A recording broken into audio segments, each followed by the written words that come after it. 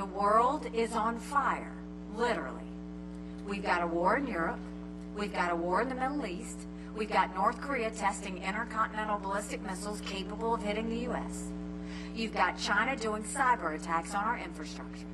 And you've got Russia now doing blinding satellites so that we can't see if a missile's coming or we can't see if they try and take out our infrastructure. It's a lot.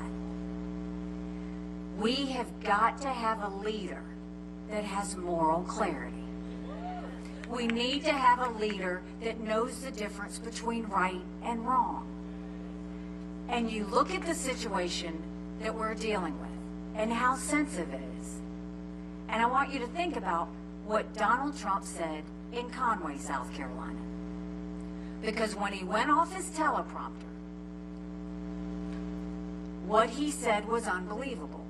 He said that not only would he not defend our allies, but that he would actually encourage Putin to invade our allies. Now think about what that means. You encourage Putin to invade our allies. That means Trump is siding with a thug, where 500,000 people have died or been wounded because Putin invaded Ukraine. Trump is siding with a dictator who kills his political opponents. Trump is siding with a tyrant who arrests American journalists and holds them hostage. Trump is siding with someone who has made no bones about wanting to destroy America. And Trump's going to side with Putin over the allies that stood with us at 9/11? What are you saying? Because in that 1 second, he made all of our allies vulnerable. In that 1 second, he emboldened Putin. In that 1 second, he put every military member who's serving in those countries in danger. That is not moral clarity. And then he went a step further and decided to mock my husband's military service. Now let me say this. Michael and I can handle it. When you're in politics, it's open season. But you mock one member of the military, you're mocking every member of the military. But the problem is, he doesn't understand that sacrifice. This is a pattern. We saw that he said members of the military who lose their lives are suckers or losers.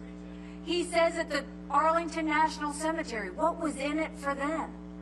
He doesn't understand that for our men and women who serve, it's not about them. It's about something bigger than themselves. It's about the fact they know freedom isn't free. They don't do this for kicks and giggles. They do this because they believe in our country and they know we have to defend it. And Donald Trump's never been near a uniform. We all know veterans. We all know people who've lost their lives in service. It's personal for us. He's never been near a uniform. He's never had to sleep on the ground. The closest he's ever come to harm's way is if a golf ball happens to hit him on the golf course. But then you have to look at, if we're going to talk about national security, what do you want in a president? You want a...